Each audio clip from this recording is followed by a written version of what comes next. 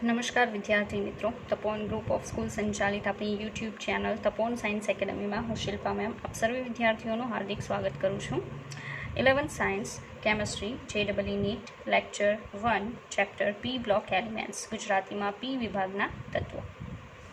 ચાલો, તો પી વિભાગના એલિમેન્ટ્સ જ્યારે આપણે કરતા હોઈએ બરાબર છે, ત્યારે ફર્સ્ટ ઓફ ઓલ આપણને ખ્યાલ હોવો જોઈએ કે પી વિભાગમાં કેટલા સમૂહનો સમાવેશ થાય છે. ઓકે, સેકન્ડ થિંગ, પી વિભાગને કયા નામથી ઓળખવામાં આવે છે બરાબર છે, અને પી બ્લોક એલિમેન્ટ્સ છે એની કેરેક્ટરિસ્ટિક્સ કઈ કઈ છે બરાબર. ચાલો જોઈએ. તો ફર્સ્ટ ઓફ ઓલ કે પી બ્લોક એલિમેન્ટ્સ છે એને કહેવામાં આવે છે પ્રતિનિધિ તત્વો. પ્રતિનિધિ તત્વો. ઓકે, પ્રતિનિધિ તત્વો તરીકે ઓળખવામાં આવે છે. અને મોસ્ટ ઇમ્પોર્ટન્ટ થિંગ ધેટ આ જે સમૂહ છે આખો વિભાગ બરાબર, એમાં જેટલા પણ સમૂહ છે એ સમૂહની અંદર જે એલિમેન્ટ્સ આવેલા છે એ એલિમેન્ટ્સ આખા પિરિયોડિક ટેબલની વાત કરીએ બરાબર, તો આ એક જ વિભાગમાં એવા છે કે 3 ફિઝિકલ સ્ટેટમાં પોસિબલ છે બરાબર છે. એટલે તમે જોઈ શકો, ફિઝિકલ સ્ટેટ તો છે જ, એ પણ મેટર કરે છે. ગેસીસ ફોર્મમાં જોવા મળશે, સોલિડ ફોર્મમાં જોવા મળશે બરાબર છે, અને લિક્વિડ ફોર્મમાં જોવા મળશે. તો ફિઝિકલ સ્ટેટ તો મેટર કરે જ છે. સેકન્ડ થિંગ કે આમાં તમને મેટલ પણ જોવા મળશે, નોન મેટલ પણ જોવા મળશે, અને હાફ સેમી મેટલ પણ જોવા મળશે બરાબર છે. એટલે આ વિભાગનું એમ જોઈએ તો બહુ જ ઇમ્પોર્ટન્સ છે. તમે જોઈ શકો કે 11થમાં 2 સમૂહને આપણે જોવાના છે અને 12થમાં ત્યાર પછીના 4 સમૂહ જોવાના છે. ઓકે, ચાલો. તો પ્રતિનિધિ તત્વો જે છે બરાબર છે, એમાં કેટલા સમૂહ આવશે? તો સમૂહ સ્ટાર્ટ થશે 13થી અને એન્ડ થશે 18 પર. 13 to 18 ગ્રુપ્સ જે છે સમૂહ બરાબર છે, એને પી બ્લોકની અંદર સમાવેશ કરવામાં આવેલો છે. નોર્મલી પી બ્લોક એલિમેન્ટ્સ એવું નામ શા માટે આપવામાં આવે છે એ આપણે જોઈએ. તો પી વિભાગના તત્વો એટલા માટે કહેવામાં આવે છે, પી વિભાગના તત્વો એટલા માટે નામ આપેલું છે કારણ કે તત્વોની ઇલેક્ટ્રોન રચનામાં તત્વોની ઇલેક્ટ્રોન રચનામાં છેલ્લો ઇલેક્ટ્રોન પી કક્ષકમાં દાખલ થાય છે. પી કક્ષકમાં દાખલ થાય છે. ઓકે, ચલો. તો એક વાત આપણે કરી શકીએ કે પી વિભાગની જે કેરેક્ટરિસ્ટિક છે, કોમન કેરેક્ટરિસ્ટિક બરાબર, ઓલ એલિમેન્ટ્સને ધ્યાનમાં લઈએ તો 2 characteristics are more important. And એમાં ફર્સ્ટ વન આવશે કે તમે ઘન, પ્રવાહી એન્ડ વાયુ આવી ફિઝિકલ સ્ટેટમાં તત્વોને જોઈ શકો છો. અવસ્થાઓમાં તત્વો હાજર છે, અવસ્થાઓ ધરાવતા તત્વો ધરાવે છે. જો કે આજે તમને કહું છું એ એટલું મેટર નથી કરતું, કારણ કે એસ બ્લોક લઈ લો. એસ બ્લોકમાં પણ નોર્મલી ફિઝિકલ સ્ટેટ આમ તેમ હોઈ શકે, મીન્સ કે એક જ ફિઝિકલ સ્ટેટ હોય એવું જરૂરી નથી, 1 or 2 ફિઝિકલ સ્ટેટ હોઈ શકે. પણ આ વિભાગમાં ઘન, પ્રવાહી, વાયુ ત્રણેય ફિઝિકલ સ્ટેટ તમને મળી શકે બરાબર છે. લાઈક જેટલા પણ સમૂહ છે બધાના જે ફર્સ્ટ એલિમેન્ટ છે ગેસીસ ફોર્મમાં હોઈ શકે મોસ્ટ બરાબર, અને જેમ જેમ નીચે જશો એમ હાફ મેટલ આવતી જશે એન્ડ લાસ્ટમાં મેટલ આવતી જશે બરાબર છે. તો મતલબમાં શરૂઆતના ગેસિયસ હશે, પછી બ્રોમિન છે બરાબર છે, લિક્વિડ ફોર્મમાં હોય છે, મર્ક્યુરી લિક્વિડ ફોર્મમાં હોય છે બરાબર છે, અને સોલિડ તો મોસ્ટ ઓફ જેટલી પણ મેટલ્સ છે બધી સોલિડ ફોર્મમાં હોય છે. એટલે 3 ફિઝિકલ સ્ટેટ જોવા મળશે. સેકન્ડ, આ તમને કીધું એમ કે આ એક જ વિભાગ એવો છે જે ધાતુઓ, અધાતુઓ અને અર્ધ ધાતુઓ ધરાવે છે. ઓકે, હાફ મેટલ્સ, અર્ધ ધાતુઓ ધરાવે છે. ઓકે, ચાલો આગળ જોઈએ. પી બ્લોક એલિમેન્ટ્સ છે તો એમાં આપણે 11 સાયન્સમાં ખાલી 2 સમૂહ જોવાના છે. તો અત્યારે આપણું પૂરું કોન્સન્ટ્રેશન્સ ખાલી 2 સમૂહ પર હશે, 13 એન્ડ 14. તો પહેલાં તો હું તમને એલિમેન્ટ્સ કહીશ કે 13માં કયા આવશે. જોકે હવે તો તમને બહુ વધારે ખ્યાલ છે because you have completed your 11th science, બરાબર. તો તમને ખ્યાલ છે કે 13મા સમૂહમાં કયા એલિમેન્ટ્સ આવશે, ઇલેક્ટ્રોન રચના શું છે, પછી એનું જે પરમાણુ ક્રમાંક છે એ શું છે, બરાબર છે. એટલે તેમ છતાંય આપણે અત્યારે જોઈ લઈએ, કારણ કે હવે આપણે એને સ્ટાર્ટ કરવાનું છે તો આપણને એટલીસ્ટ ખ્યાલ હોવો જોઈએ કે કઈ કઈ વસ્તુ જે અગત્યની છે એ બધી આપણને ખબર હોવી જોઈએ. ચાલો, એમાં ફર્સ્ટ ઓફ ઓલ આપણે લઈશું એલિમેન્ટ્સના નામ, એટલે તત્વોના નામ.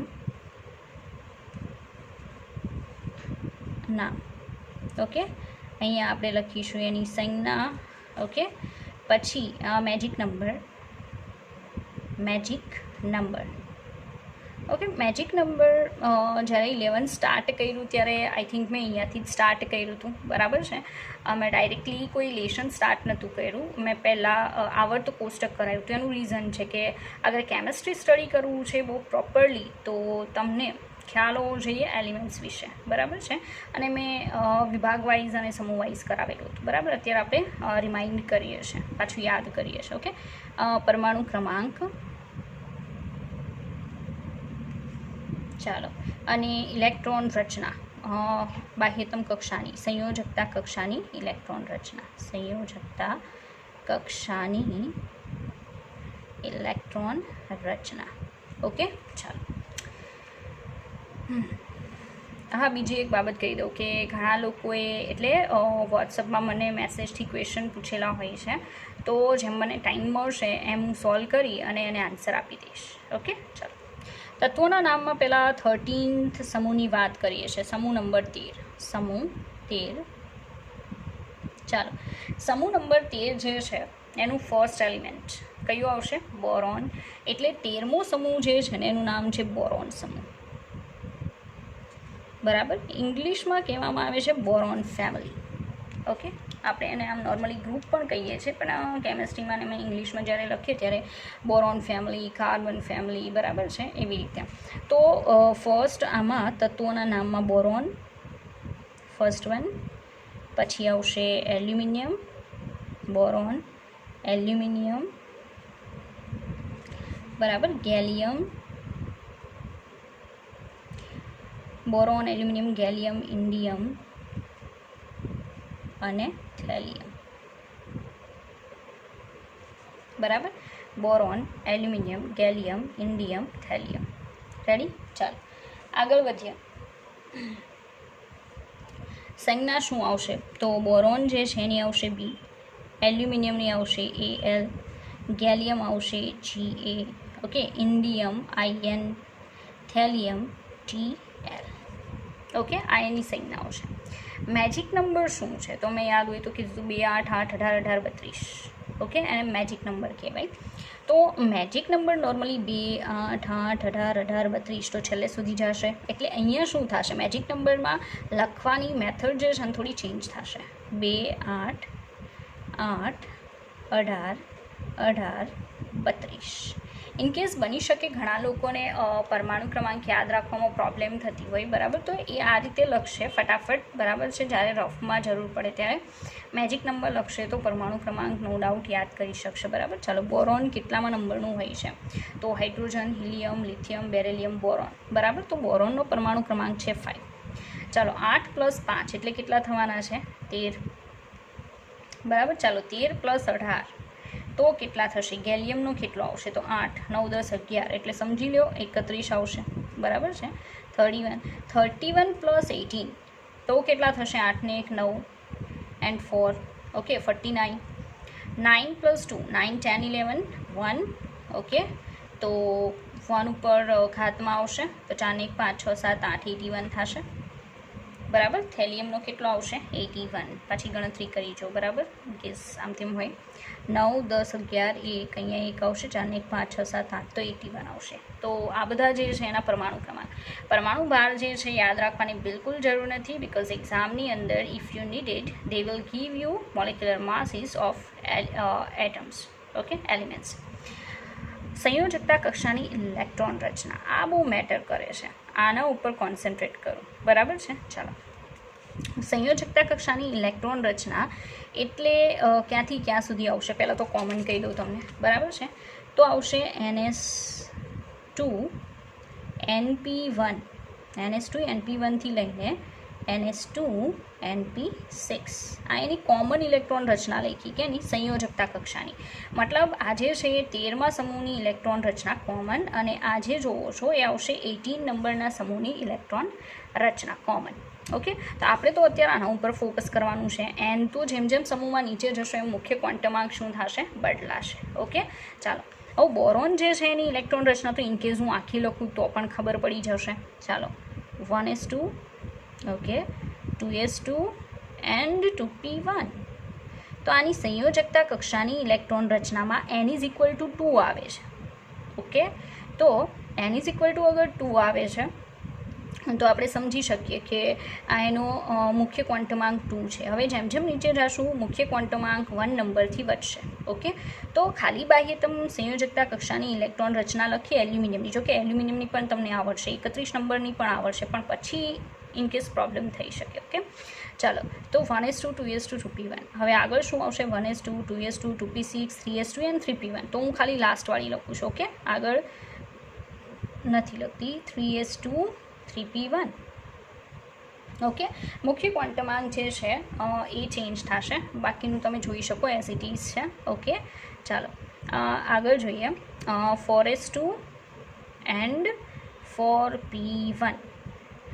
બટ અહીંયા એક વસ્તુ મેટર કરે છે, ધ્યાન આપવું. ભલે અહીંયા મેં 3s2 3p1 લખેલું હોય, પણ આની અંદર 3D કક્ષક પ્રેઝન્ટ જરૂરથી છે, પણ 3D કક્ષકમાં ઇલેક્ટ્રોન કેટલા છે, 0 છે.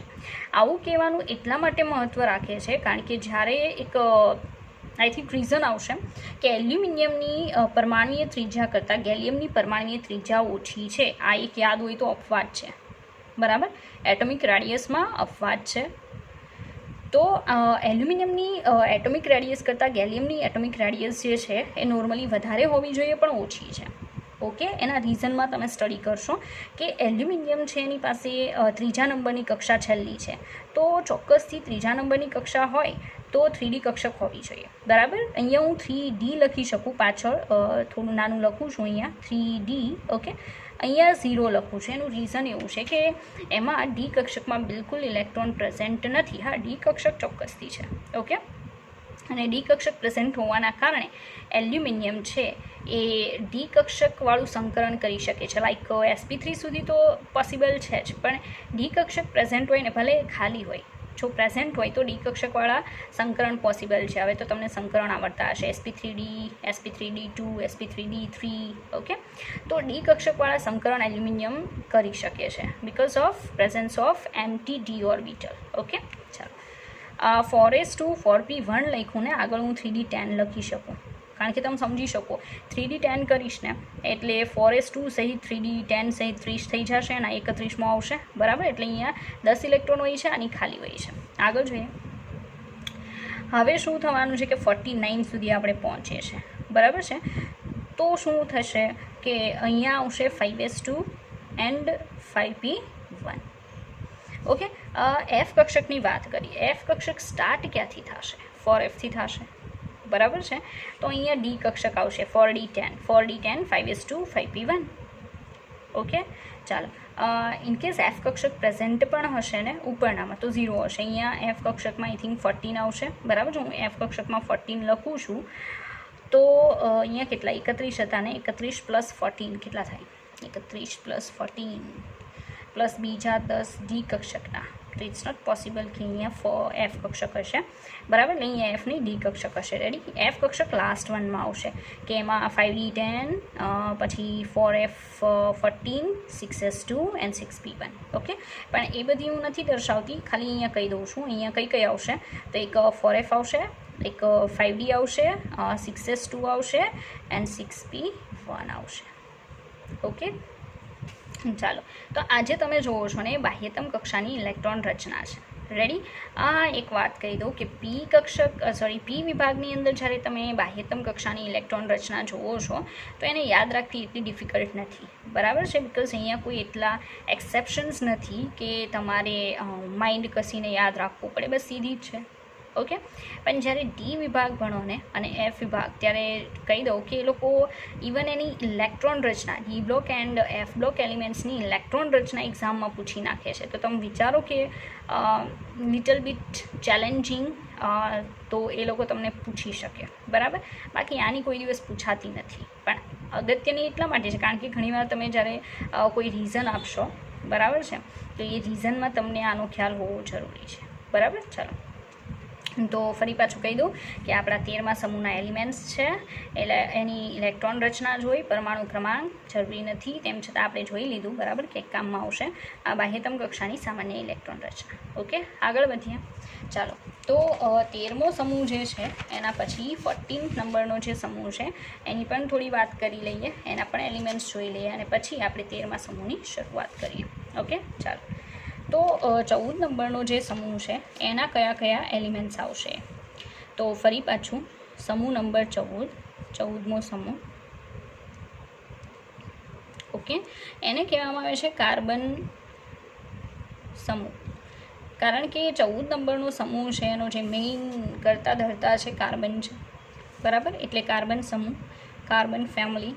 અહીંયા આપણે તત્વોના નામ,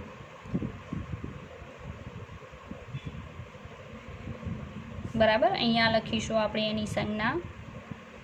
ઓકે, અહીંયા આવશે એનો પરમાણુ ક્રમાંક, અત્યારે મેજિક નંબર નહીં લઉં, બરાબર. ચાલો, પછી ઇલેક્ટ્રોન રચના.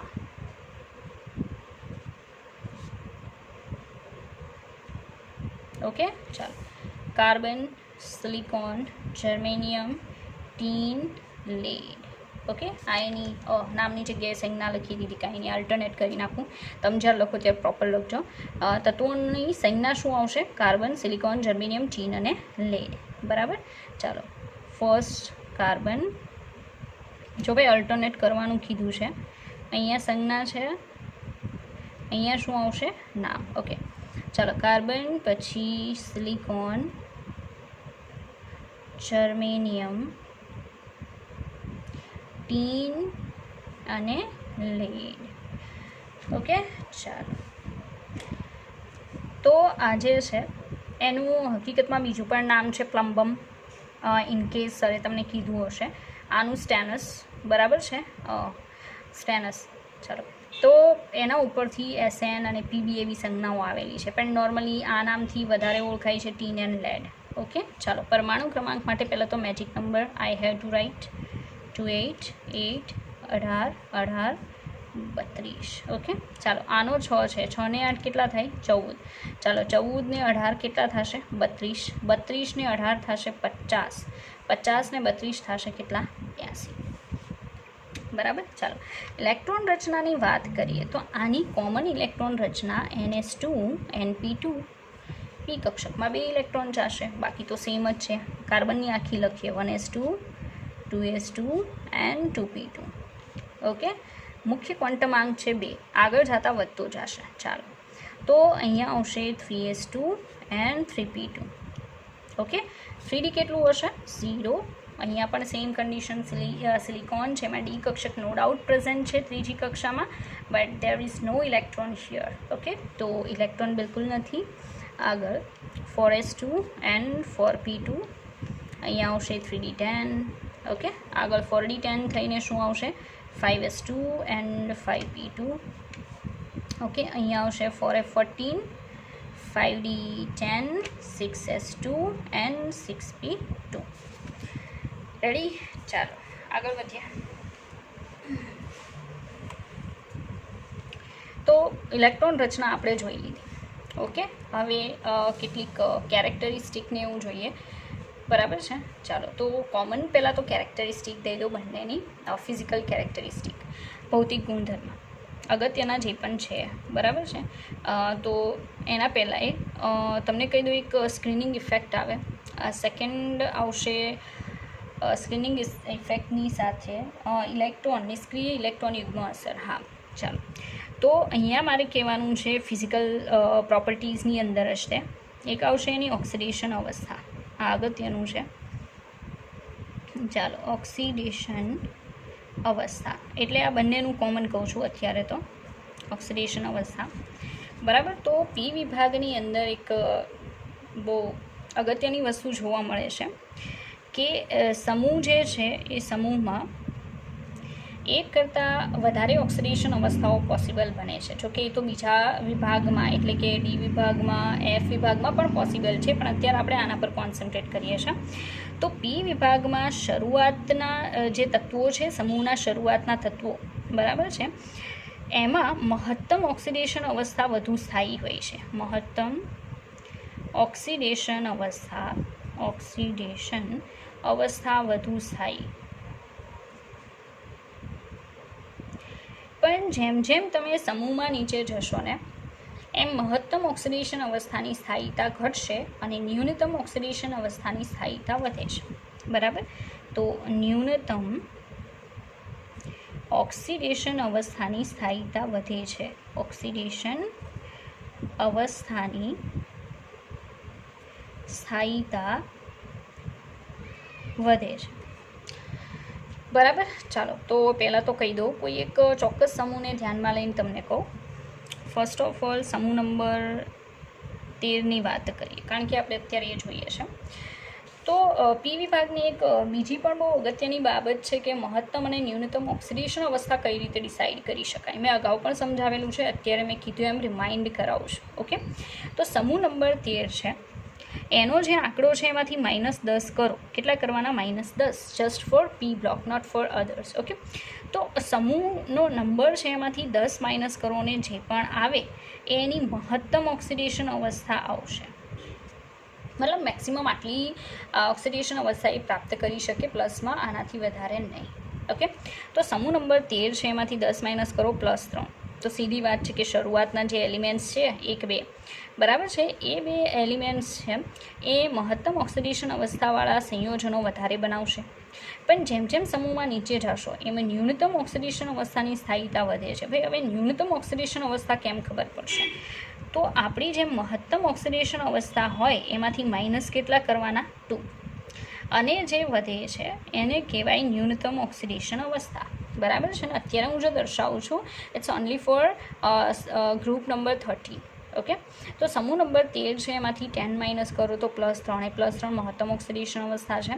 +3 - 2 કરશો તો +1, તો +1 એની ન્યૂનતમ ઓક્સિડેશન અવસ્થા છે. હું 13મો સમૂહ જો અહીંયા દર્શાવું, બરાબર છે, તો કઈ રીતે આવશે? ચાલો જુઓ. તો બોરોન, એલ્યુમિનિયમ, ગેલિયમ, ઇન્ડિયમ અને થેલિયમ. ઓકે. બોરોન જે છે +3. ઓકે. નો ડાઉટ +3 નીચે જતા એટલે દર્શાવવાની શક્યતાઓ, સ્ટેબિલિટી એ જે કમ્પાઉન્ડ બનાવશે +3 એની ઓછી થઈ જશે અને +1ની વધશે. તો જો આપણે કહેવું હોય ને તો +3 અહીંયા સુધી બહુ પ્રોપર ગણાશે, પણ પછીથી +3ની સ્ટેબિલિટી શું થશે? ઘટે, સ્થાયીતા ઘટતી જાય. અને કોની વધતી જશે? +1. તો ઇનકેસ તમને થેલિયમ છે એના 2 કમ્પાઉન્ડ આપે ક્લોરિનવાળા. ઓકે. એમાં ફર્સ્ટ વન લખીને આપે થેલિયમ ક્લોરાઇડ TlCl, અને સેકન્ડ લખીને આપે કે TlCl3. તો એમાંથી વધારે સ્ટેબલ કઈ? બરાબર. તો તમે કોને પ્રાયોરિટી આપશો? એને કે જેમાં થેલિયમ કઈ ઓક્સિડેશન અવસ્થામાં છે? +1. કારણ કે બીજો કોઈ ઓપ્શન નથી આપણી પાસે. નીચે જતાં +1ની સ્ટેબિલિટી 13મા સમૂહમાં વધે અને +3ની શું થાય? ઘટે. અને સ્ટેબિલિટી વધવા ઘટવાથી શું થાય? તો જે સંયોજન બને છે ને એ સંયોજન છે એની ફોર્મ્યુલા ઉપર ઇફેક્ટ થશે. બરાબર. જેવો બોરોન છે, બોરોન મેક્સિમમ કેટલા ઇલેક્ટ્રોન ગુમાવી શકે? 3. રેડી. તો એની +3 વાળી જે ઓક્સિડેશન અવસ્થા છે એ મેક્સિમમ સ્ટેબલ છે, તો એ 3 વાળા વધારે બનાવશે. ઇનકેસ હું કહું કે બોરોન છે એનું ફ્લોરિન સાથેનું સંયોજન, તો વધારે સ્ટેબલ કયું આવશે? BF3 કે BF3? તમે ગમે ત્યાં લખશો ને BF3 લખાશે, નોટ BF. બરાબર છે. એનું રીઝન છે +3 વાળું એ વધારે દર્શાવે છે. પણ થેલિયમ ફ્લોરાઇડ લખવું હોય કે ક્લોરાઇડ લખવું હોય તો TlCl is much more stable than TlCl3. Okay. તો TlCl પ્રોપર છે, અહીંયા BF3 વધારે પ્રોપર છે. ઓકે, ચાલો, તો મેં તો એ સમજાવી દીધું તમને કે ભાઈ સમૂહમાં ઉપર મહત્તમ ઓક્સિડેશન અવસ્થાની સ્ટેબિલિટી વધે અને નીચે જતાં ન્યૂનતમ ઓક્સિડેશન અવસ્થાની સ્થાયીતા વધે. આની પાછળ રીઝન શું છે? ઇનકેસ સરે તમને એક્સપ્લેન કર્યું હશે તેમ છતાંય આપણે જોઈએ, બરાબર, કારણ કે આપણે જે પણ જોઈએ છે અત્યારે એમાં એ આવશે. ચાલો, તો રીઝન શું છે? ઓકે, તો આની પાછળનું રીઝન એવું છે કે સમૂહમાં ઉપરથી નીચે જાઓ, બરાબર, એટલે કન્ડિશન શું થશે? કન્ડિશન એવી કે ઇલેક્ટ્રોન રચનામાં બાહ્યતમ સંયોજકતા કક્ષાની ઇલેક્ટ્રોન રચનાની અંદર મુખ્ય ક્વોન્ટમાંક ચેન્જ થતો જશે. સેકન્ડ થિંગ, શરૂઆતમાં ડી કક્ષક નથી, પણ જેમ જેમ સમૂહમાં નીચે જશો એમ તત્વની ઇલેક્ટ્રોન રચનામાં ડી કક્ષક આવતી જશે અને બીજી કઈ આવતી જશે? એફ કક્ષક. હવે ભાઈ આ ડી અને એફથી શું?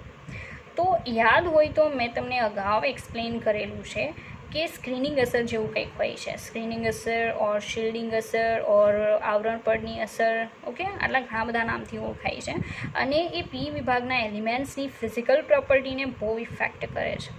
તો રીઝન છે, મેઇન રીઝન આની પાછળનું સ્ક્રીનિંગ અસર.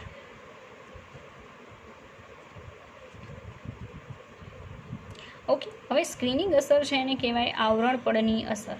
આવરણ પડની અસર, ઓકે, સ્ક્રીનિંગ અસર, આવરણ પડની અસર અને બીજું એક નામ છે શિલ્ડિંગ અસર. શિલ્ડિંગ અસર, ઓકે. તો આ અસર છે એના લીધે તો આજે તમે ઓક્સિડેશન અવસ્થામાં ચેન્જીસ જોવો છો ને સ્ટેબિલિટીમાં, એનું મુખ્ય કારણ આ અસર છે. હવે પહેલાં આ અસર શું છે એ બધાને ખ્યાલ હશે કે ભાઈ જે સેન્ટર છે એમાં પ્રોટોન હોય છે, પોઝિટિવ ચાર્જ. બાહ્યતમ સંયોજકતા કક્ષાના ઇલેક્ટ્રોન નેગેટિવ ચાર્જ. ઓકે, બંને વચ્ચે શું થાય? આકર્ષણ, બિકોઝ સેન્ટરમાં પોઝિટિવ ચાર્જ અને ઇલેક્ટ્રોનનો નેગેટિવ ચાર્જ, અપોઝિટ ચાર્જ વચ્ચે એટ્રેક્શન થાય. પણ તમે એ પણ સમજી શકો કે સેન્ટરના પ્રોટોનને છેલ્લી કક્ષાના ઇલેક્ટ્રોન પ્રત્યે જે એટ્રેક્શન છે એ એટ્રેક્શન હંમેશા જે થવું જોઈએ ને એના કરતાં કેવું થશે? ઓછું થશે. એનું રીઝન છે કે વચ્ચેની કક્ષકમાં આવેલા જે ઇલેક્ટ્રોન છે એ ઇલેક્ટ્રોન શું કરશે? અવરોધ ઊભો કરશે બંને વચ્ચેના એટ્રેક્શનમાં. એક સિમ્પલ એક્ઝામ્પલ આપું. માનો કે કોઈ જગ્યાએ તમે ઊભા છો અને સામે કોઈ વસ્તુને તમે વિધાઉટ અવરોધ જોવો છો તો તમે બહુ સારી રીતે જોઈ શકશો. બટ ઇનકેસ એવું બને કે માનો કે ખાલી એક નેટની જાળી, બરાબર, બહુ સિમ્પલ નેટની જાળી પણ વચ્ચે મૂકી દેવામાં આવે, બરાબર છે, તેમ છતાંય તમે પહેલાં જેટલું ક્લિયરલી જોઈ શકતા હતા, બરાબર, એટલું હવે તો નહીં જ જોઈ શકો. રેડી? તો આ સ્ક્રીનિંગ અસર પણ આ જ વસ્તુ છે. ચાલો, સ્ક્રીનિંગ અસર સમજીએ થોડીક, પછી આગળ વધીએ. કે આ જે તમે જુઓ છો એ આપણો એટમ છે. એટમના સેન્ટરમાં પોઝિટિવ ચાર્જ છે, અહીંયા સંયોજકતા ઇલેક્ટ્રોન છે, બરાબર. તો આ સેન્ટરનો પોઝિટિવ ચાર્જ, આનો નેગેટિવ ચાર્જ, બંને વચ્ચે શું થવાનું છે? આકર્ષણ, બરાબર છે. અને આ એટ્રેક્શન ફોર્સ જ છે જે બંને વચ્ચેનું ડિસ્ટન્સ છે એને મેન્ટેન કરે છે. એટલે કે એટમની જે આખી સાઇઝ છે ને, રેડિયસ છે ને, એને ડિસાઇડ કરવામાં એટ્રેક્શનનો બહુ ફાળો છે, બરાબર છે. વિચારો કે એટ્રેક્શન ઓછું હોય તો, એટ્રેક્શન ઓછું હશે તો બંને આઘા આઘા રહેશે, તો ડિસ્ટન્સ વધી જશે, મતલબ પરમાણુની ત્રિજ્યા વધશે. ઇનકેસ એવું બને કે બંને વચ્ચે એટ્રેક્શન ફોર્સ બહુ સ્ટ્રોંગ છે, બરાબર, તો જો બહુ સ્ટ્રોંગ એટ્રેક્શન ફોર્સ હશે તો આ ઇલેક્ટ્રોન આના તરફ વધારે શું થયેલા રહેશે? ખેંચાયેલા રહેશે. અને જો એવું બનશે તો એટમિક રેડિયસ જે છે ને એની સાઇઝ ઓછી થશે, બરાબર છે. હવે સ્ક્રીનિંગ અસર પર આવીએ. સ્ક્રીનિંગ અસર એટલે શું? તો આ સેન્ટર અને આ સંયોજકતા ઇલેક્ટ્રોન, ઓકે, બંને વચ્ચે જે કક્ષકો હશે ને બીજી, એમાં પાછા શું હશે? ઇલેક્ટ્રોન હશે. તો સીધી વાત છે ને કે આની અને આની વચ્ચે કાંઈ જ ન હોય અને જે એટ્રેક્શન થાય એ વધારે હશે. પણ અત્યારે આપણને ખ્યાલ છે કે કેન્દ્ર અને ઇલેક્ટ્રોન વચ્ચે બીજા બહુ બધા ઇલેક્ટ્રોન છે, બરાબર છે, જેના કારણે આની એટલે કે સેન્ટર અને ઇલેક્ટ્રોન વચ્ચે જે એટ્રેક્શન ફોર્સ હોવું જોઈએ એમાં વચ્ચેના ઇલેક્ટ્રોન શું ઊભો કરે છે? અવરોધ ઊભો કરે છે, બરાબર. અને એના કારણે આ સેન્ટર અને ઇલેક્ટ્રોન વચ્ચેનું જે એટ્રેક્શન ફોર્સ છે ને એમાં શું થઈ જશે? ઘટાડો થશે, બરાબર છે, ઘટાડો થશે. જેટલું હોવું જોઈએ એટલું એટ્રેક્શન ફોર્સ સેન્ટર સંયોજકતા ઇલેક્ટ્રોન પર બિલકુલ લગાવી શકશે નહીં. બરાબર છે. તો આ જે અવરોધ ઊભો થયો ને વચ્ચેના ઇલેક્ટ્રોન દ્વારા, આ બંને વચ્ચે સેન્ટર અને સંયોજકતા ઇલેક્ટ્રોન વચ્ચેની કક્ષકના ઇલેક્ટ્રોન જે અવરોધ ઊભો કરે છે એ અવરોધનું નામ છે સ્ક્રીનિંગ અસર, નથિંગ એલ્સ. બરાબર. જો કે ઘણા સ્ટુડન્ટને તો બહુ ખ્યાલ હશે, કારણ કે 2 વાર જોઈ ગયા છે. મેં અગાઉ પણ બહુ સારી રીતે એક્સપ્લેન કરેલું છે, પ્લસ સરે પણ એક્સપ્લેન કરેલું હશે, તો 2 વાર થઈ ગયું ને અત્યારે જે એક્સપ્લેન કરું છું ઇટ્સ 3rd ટાઈમ. ઓકે, ચાલો. હવે આમાં ડી અને એફ ક્યાં આવી, બરાબર છે, એ કહી દો. તો મેં નોટ કરીને તમને લખાવેલું છે, યાદ હોય તો. બરાબર. મેં નોટ એવી રીતે કરાવેલું છે કે એસ અને પી કક્ષક, એસ અને પી કક્ષકના ઇલેક્ટ્રોન, મતલબ અહીંયા અવરોધ ઊભી કરતી કક્ષકો જે છે એ જે ઇલેક્ટ્રોન છે, બરાબર, એ કક્ષકો જો એસ અને પી કક્ષકો હોય કે જેના ઇલેક્ટ્રોન અવરોધ ઊભો કરે છે, બરાબર છે, તો મેક્સિમમ સ્ક્રીનિંગ અસર આવશે, મેક્સિમમ સ્ક્રીનિંગ અસર જોવા મળશે. ઓકે, તો કહેવાનું એમ છે કે સેન્ટર અને સંયોજકતા ઇલેક્ટ્રોન જે છે એની વચ્ચે જે અવરોધ ઊભો કરવાવાળી કક્ષકો છે, જો એ એસ અને પી હશે, બરાબર છે, એમાં ડી અને એફ ક્યાંય આવતી જ નહીં હોય, ખાલી એસ અને પી કક્ષકના ઇલેક્ટ્રોન જો અવરોધ ઊભો કરતા હશે તો તમને મેક્સિમમ સ્ક્રીનિંગ ઇફેક્ટ જોવા મળશે. મતલબ બંને વચ્ચે આકર્ષણ કેવું થશે, મિનિમમ. એટલે અહીંયા દર્શાવી દો કે સ્ક્રીનિંગ અસર જો વધારે હોય, બરાબર, તો કેન્દ્ર અને સંયોજકતા ઇલેક્ટ્રોન વચ્ચે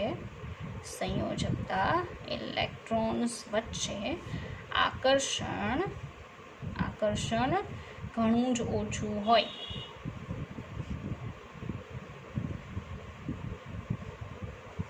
ઓકે, ચાલો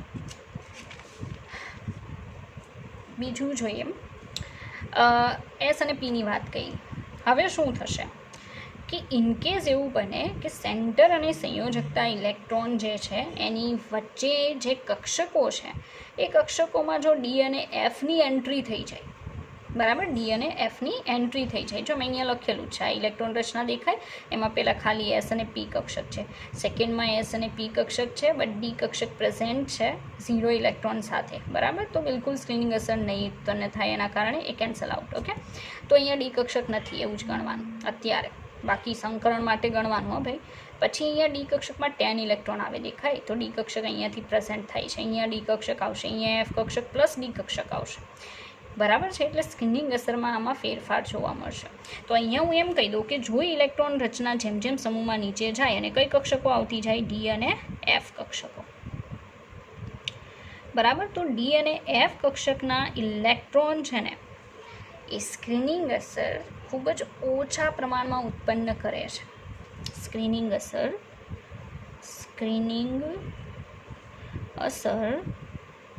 ખૂબ જ ઓછી ઉત્પન્ન કરે છે.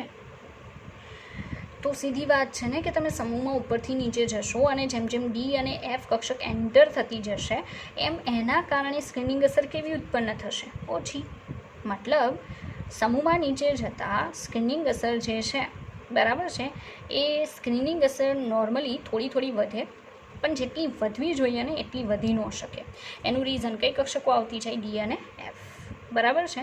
ચાલો, તો સ્ક્રીનિંગ અસર છે, બરાબર છે, એ આ વસ્તુ છે, મેં તમને એક્સપ્લેન કરી. હવે એની ઇફેક્ટથી ઓક્સિડેશન આંકમાં કેમ ફેરફાર થાય છે આપણે એ જોઈએ. ચાલો પ્રોપર ધ્યાન આપવું કે જેથી તમે એને સમજી શકો. ઓકે, ચાલો સમજી લીધું હોય તેમ છતાંય બીજી વાર સમજવું. ચાલો હું બોરોનની વાત કરું છું, હવે ધીરે ધીરે હું નીચે જાઉં છું. ઓકે, અહીંયા આવશે કોણ, થેલિયમ. મેં અહીંયા કીધું કે ભાઈ +3 ઓક્સિડેશન અવસ્થા મેક્સિમમ સ્ટેબલ છે, અહીંયા +1 ઓક્સિડેશન અવસ્થા વધારે સ્થાયી છે. તો અહીંયા હું BF3 લખું એ વધારે પ્રોપર છે, કોના કરતાં, BF કરતાં. ઓકે, ચાલો અહીંયા હું લખું TlCl એ વધારે પ્રોપર છે. ઓકે, TlCl3 કરતાં.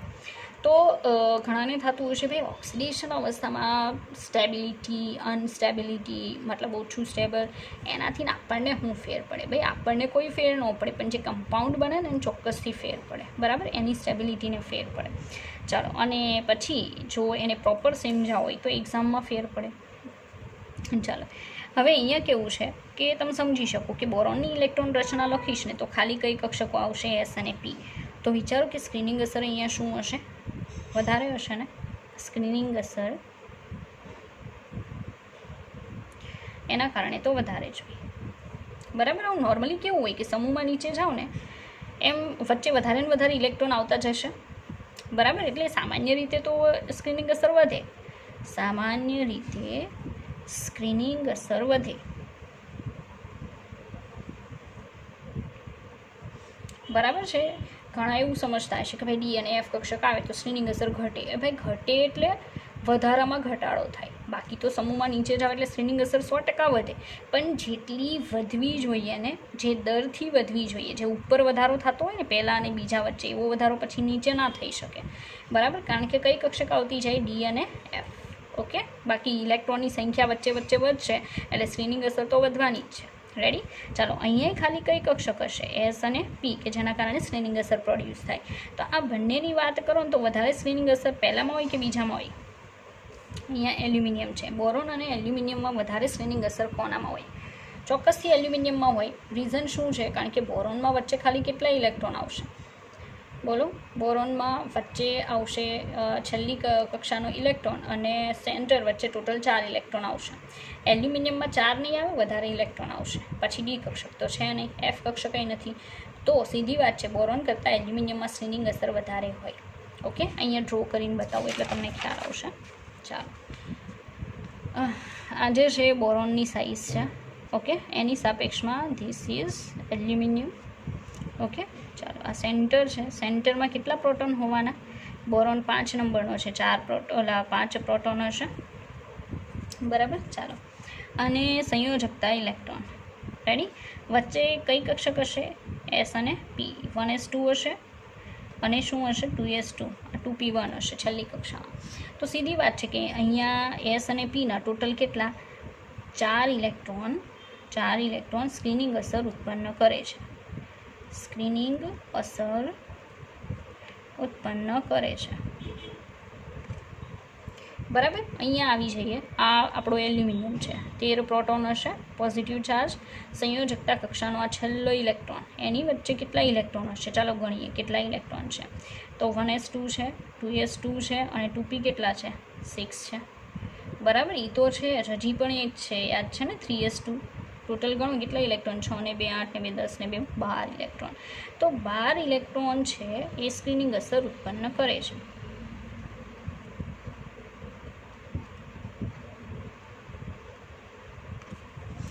બરાબર છે. 12 ઇલેક્ટ્રોન સ્ક્રીનિંગ અસર ઉત્પન્ન કરે છે. પછી ડી અને એફ કક્ષક તો છે નહીં. હા, ડી કક્ષક છે નો ડાઉટ, પણ અંદર ઇલેક્ટ્રોન નથી ને, એટલે સ્ક્રીનિંગ અસરને વધારો ઘટાડવામાં એનો કોઈ ફાળો અહીંયા આવશે નહીં, બરાબર. ચાલો, તો હવે કહેવાનું એમ છે કે અહીંયા આની અને આની એટલે કે સેન્ટર અને ઇલેક્ટ્રોન વચ્ચે એટ્રેક્શન ફોર્સ જે લાગે છે એમાં ઘટાડો ખાલી કેટલા કરે છે? 4 ઇલેક્ટ્રોન. તો અહીંયા એટ્રેક્શન ફોર્સ વધારે હશે ને, મતલબ કેન્દ્ર ઇલેક્ટ્રોનને પોતાના તરફ ખેંચશે વધારે, જેથી એની સાઇઝ કેવી છે? નાની છે, ઓછી છે, રેડિયસ ઓછી છે.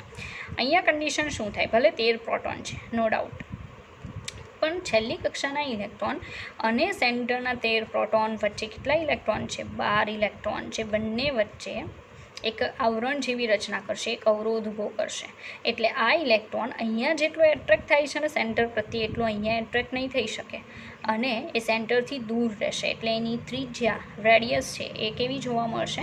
વધારે, બરાબર. તો સ્ક્રીનિંગ ઇફેક્ટ જે છે ને એ આ રીતે અસર કરે છે, બરાબર, સાઇઝ ઉપર. અહીંયા અસર તો સમજાવવાની બાકી જ છે હજી મારે.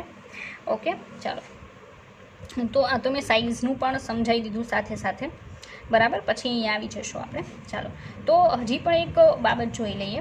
આજે છે ને એની radius I think 143 or 42 PM something છે, I don't know proper, but I think એટલી જ છે. તો આની રેડિયસ જે છે એ આની રેડિયસ કરતાં ઘણી વધે છે. તો અહીંયા કહી દઉં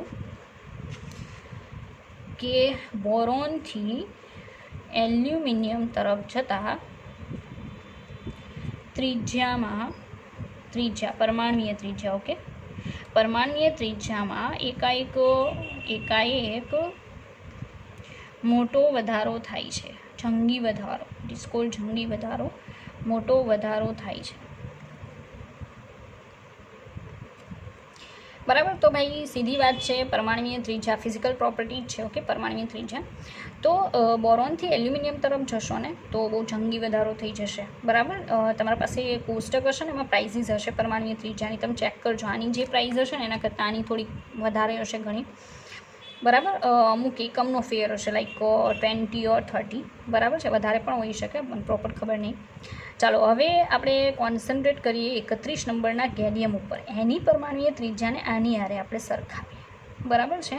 સ્ક્રીનિંગ અસરને પણ સરખાવીએ અને પછી આના ઉપર જઈશું. ચાલો તો જરાક આપણે ગેલિયમ જોઈએ.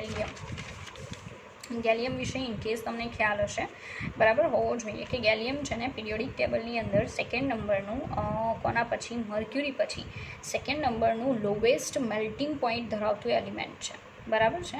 એટલે લાઈક આપણું છે નોર્મલ ટેમ્પરેચર છે એના કરતાં થોડું કેવું વધારેનું મેલ્ટિંગ પોઈન્ટ છે, બરાબર. એટલે જરાક એવું થોડું ઘણું એ જો આપણું નોર્મલ ટેમ્પરેચર છે એ વધે, બરાબર, તો એ લિક્વિડ ફોર્મમાં તમને જોવા મળશે, ઓકે, ગેલિયમ. ચાલો હવે ગેલિયમની વાત કરીએ. આ ગેલિયમનો પરમાણુ છે, ઓકે.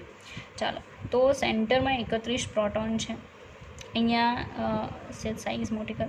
આ ઇલેક્ટ્રોન છે, સંયોજકતા ઇલેક્ટ્રોન, વચ્ચે બહુ બધા ઇલેક્ટ્રોન્સ આવશે, બરાબર, આપણને ખબર છે. 1s2, 2s2, 2p6, 3s2, 3p6, okay, પછી 4s2, 3d10 એન્ડ 4p1. તો અહીંયા તમે જોઈ શકો આગળની આવી ને 3d10 આવી, ઓકે. તો 3d10 મતલબ ડી કક્ષક એન્ટર થઈ ગઈ. તો સીધી વાત એવી છે, સમજો કે ઇલેક્ટ્રોન રચનામાં ડી કક્ષક દાખલ થઈ, બરાબર. તો એ સ્ક્રીનિંગ અસર કેવી વધારશે? ખૂબ જ ઓછી. સ્ક્રીનિંગ અસર નહિવત વધારે છે, સ્ક્રીનિંગ અસર નહિવત વધારે છે. સેકન્ડ મોસ્ટ ઇમ્પોર્ટન્ટ થિંગ અહીંયા એ છે કે ડી કક્ષકમાં કેટલા ઇલેક્ટ્રોન છે? 10.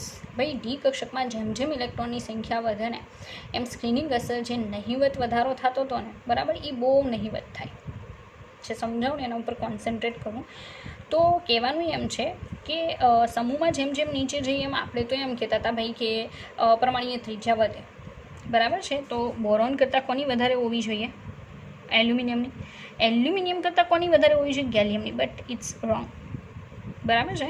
આવો છે બોરોન ગ્રેટર ધેન કોણ છે? Gallium and then greater than aluminium, okay. તો આપણને ક્વેશ્ચન થાય હાવ ઇઝ ઇટ પોસિબલ, બરાબર છે. તો એ પોસિબલ કઈ રીતે બને છે? આ છે કે ભાઈ આની ઇલેક્ટ્રોન રચના લખો છો તમે ગેલિયમની, તો ઇલેક્ટ્રોન રચનામાં અચાનકથી કઈ કક્ષક એન્ટર થવાની છે? ડી કક્ષક. એમાં પછી કેટલા ઇલેક્ટ્રોન છે? 10 ઇલેક્ટ્રોન. તો સ્ક્રીનિંગ અસર જેટલી વધવી જોઈએ ને એના કરતાં બહુ ઓછી વધશે, બરાબર છે. એટલે સમજી લો કે એલ્યુમિનિયમમાં જે સ્ક્રીનિંગ અસર હતી ને એ મેક્સિમમ હતી, એના કરતાં અહીંયા જે સ્ક્રીનિંગ અસરમાં વધારો થશે ને, સ્ક્રીનિંગ અસરમાં વધારો એ ખૂબ જ નહિવત થશે. મેં હમણાં જ સમજાયું કે સમૂહમાં નીચે જશો સ્ક્રીનિંગ અસર વધશે, બરાબર છે. તો સ્ક્રીનિંગ અસર ભલે વધે અહીંયા નો ડાઉટ, પણ કેવી વધે છે? બહુ નહિવત વધે છે. એની સામે જે સેન્ટરનો વીજભાર છે ને એ તમે જોઈ શકો કેટલા એકમ વધી ગયો?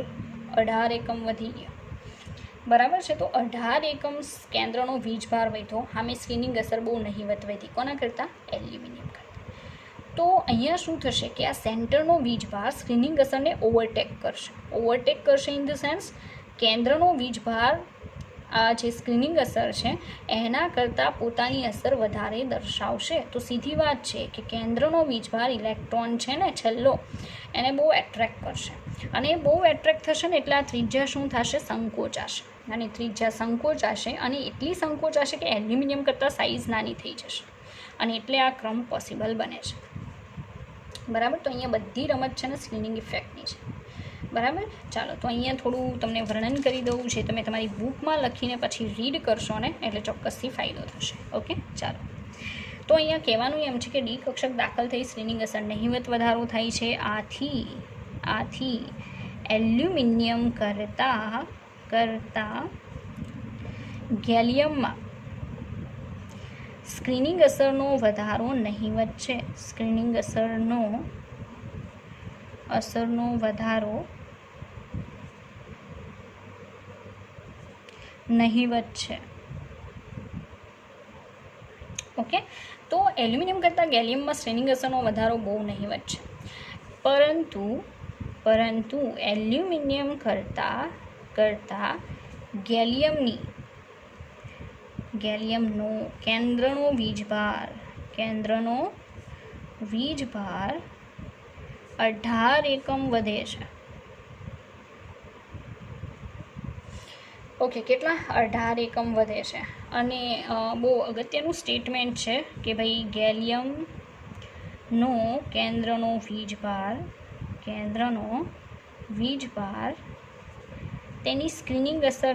તેની સ્ક્રીનિંગ અસરને ઓવરટેક કરે છે.